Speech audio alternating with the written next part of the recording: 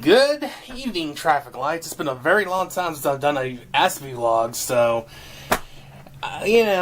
there's just been a lot going on. I haven't been able to do much because of the Social Security disability thing, and I think doing blog work and vlogging, which earns absolutely no money, means, well, I'm not disabled and I can work somewhere. We've got that resolved. I'm still in disability for now, which is a good thing. Watching a little Wheel of Fortune. I like that game show. That's a cool little game show. But, it's just been so cold here. It's only 42 today for a high. We're going to be in the low 20s tomorrow morning. And this is March in Alabama. So, woo, we're going to get cold.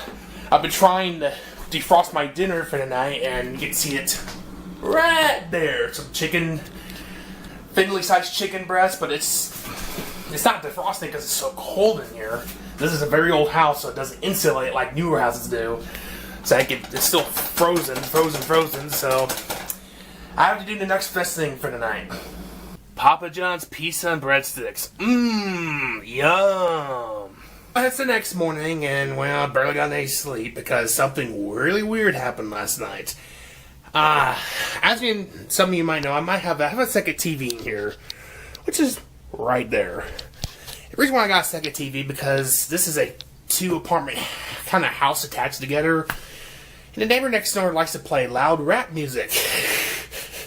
So I could close that door when he starts playing, and I can barely hear. I can watch TV in here.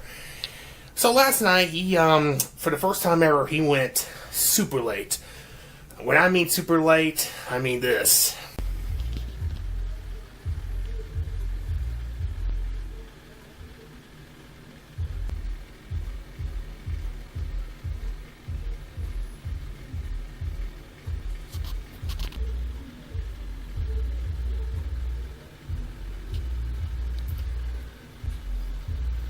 So I did something I never have had to do so far since I moved here.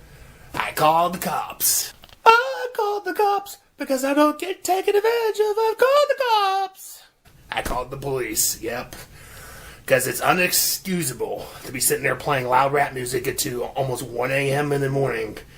Because that's almost how long he played it until the cops came and he had to stop it. And you got a warning about being too noisy. It's unacceptable to be sitting there annoying other people because you like your rap music. Simple. Go buy a pair of headphones. You can buy one for $50 or less. Good pair. Alright, I'm never that loud. He thinks he can take advantage of me, and, well, he's not going to be able to. So, the police know me pretty well in this town because I've had to call them a couple of times now. And sometimes people call the police on me for just walking on the side of the road. And so it's weird. The police should know you because you're a bad guy. You're a criminal. They should have to know you because people are taking advantage of you, and they think you're some weird nut job. So I called the cops, and I hope this sells it. If not, well, I get to move again. See, this is an attached house. I live on this side, and the neighbor who plays the rap music is on that side.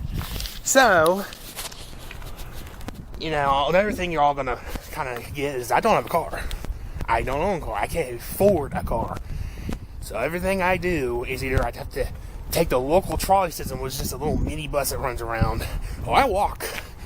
And I got an event to go to this morning, and I have to walk there because I don't have a car.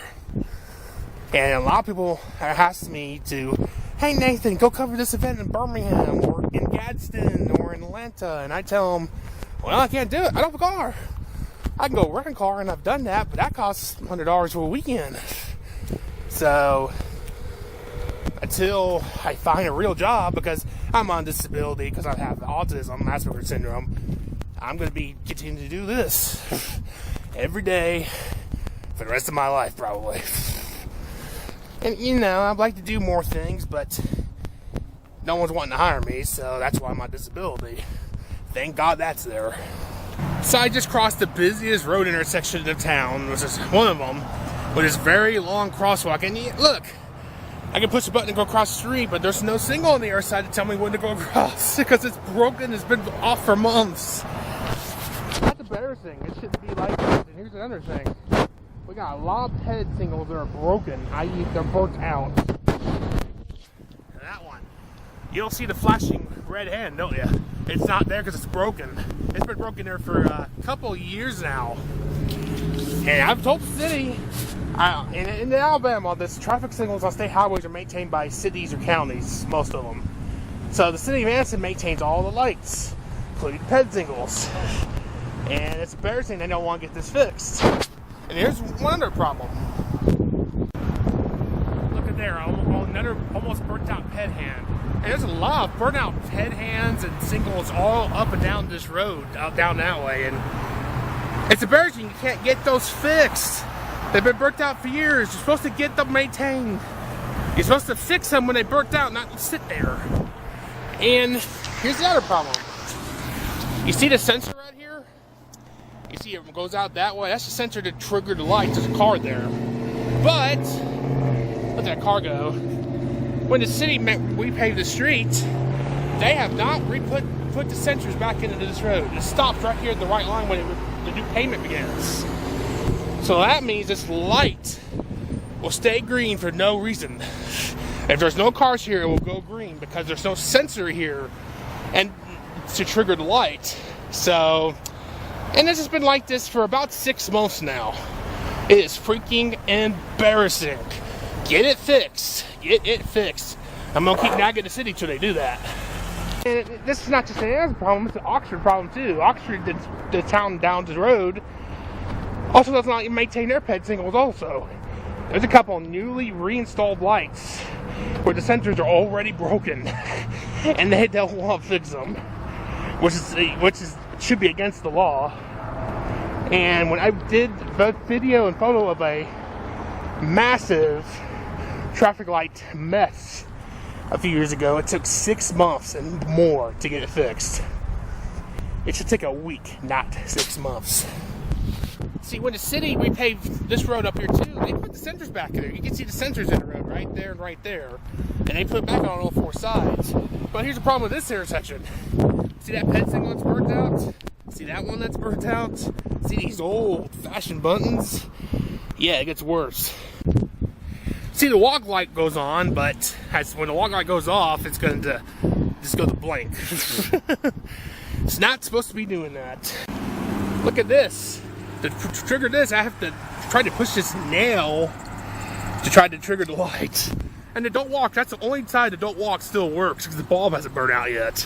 So I gotta walk, but you're gonna see again in a second. Whoop! No, don't walk because the bulb burned out. And look at that. More ways to have to try to push a nail. Try to push that nail to try to trigger the damn head signal. And that one doesn't work either.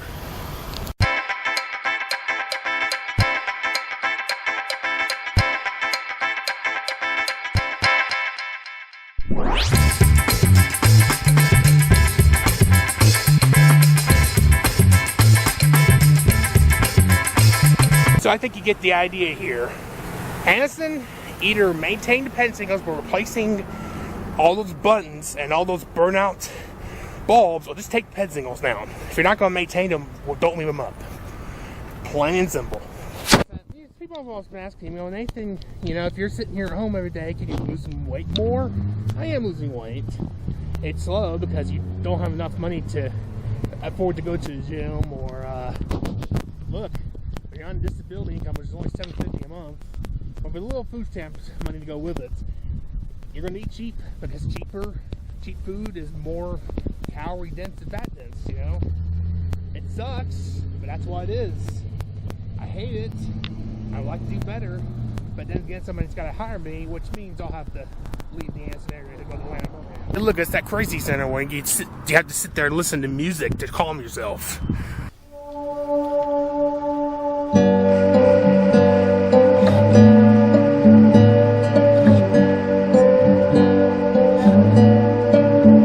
Oh crap, gets up this hill.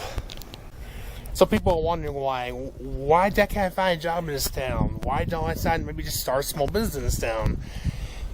For starters, I've seen a lot of small business come and go in this town the last 10 years I've lived here. And with Anson being the second worst performing metro area in the entire country. All the United States of America. That includes Oxford and Jacksonville, too. I wouldn't start a business down right now. I don't think it's a good idea. And you can see why people can't find a job in this town, because we're the second worst. And other publications said, well, this is not an area to come to try to find jobs. Well, what can I do? Heck, the organization that tried to develop the old fort here in town has run out of money to do it. So we can't even have the money to try to attract new industries and jobs in this town. The only thing we're attracting is these low-wage retail jobs that are dying. And these tourist jobs that don't pay well. This town wants to become the ecotourism capital of America. When I say this, tourism doesn't pay the bills. It's all low-wage work, and people can't afford to do anything to live. So let's try to get off that as being the main focus. And instead, the city and the county around here needs to focus on trying to attract good-paying jobs, which they're not doing right now. No, they're not.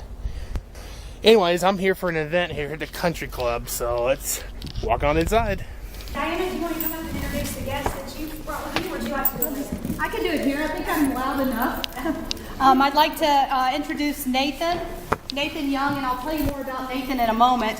And then, because our speaker is David Schneider, and I'll introduce him also in a moment, I brought my mom, Edith Schneider, to listen to what David has to say, and his most important person in his life, other than me, his son, Michael Schneider, who is in sales at New Leaf Marketing. So those are my guests, but my happy minute involves Nathan, so you guys are welcome to have a seat. I just want to take a moment to thank Nathan Young. I've been remiss in not doing this sooner. You see him at Pancake Day and some of our functions. Nathan in this community covers a lot of different social media opportunities and events, and he covers our Pancake Day every year. He's there and he does it as a volunteer. His pictures and video have been uploaded to our Kiwanis Facebook site. Be sure to check those out, and also inside my comments is a link to his blog. So be sure to go check it out on the blog and leave a comment for Nathan as well.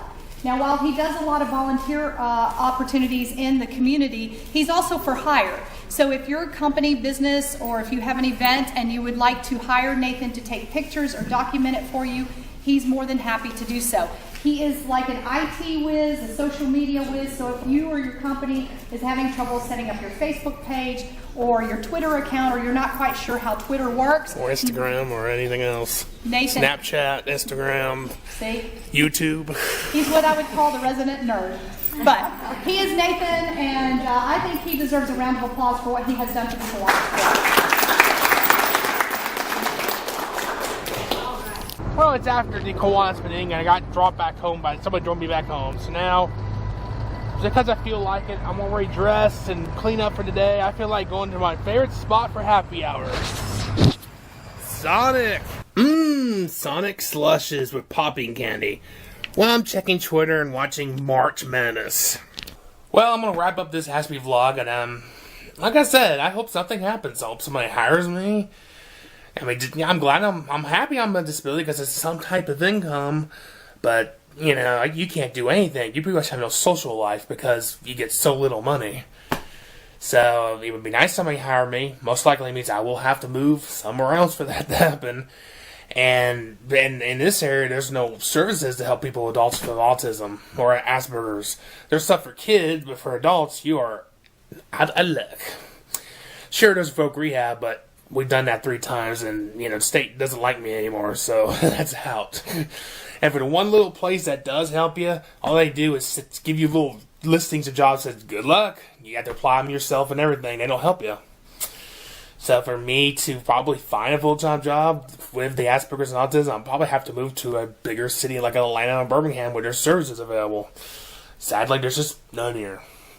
Well, that's it. I hope you have a great geeky and nerdy day, and hopefully I do another vlog soon, but don't expect one soon because I don't have any interesting things to do. Goodbye.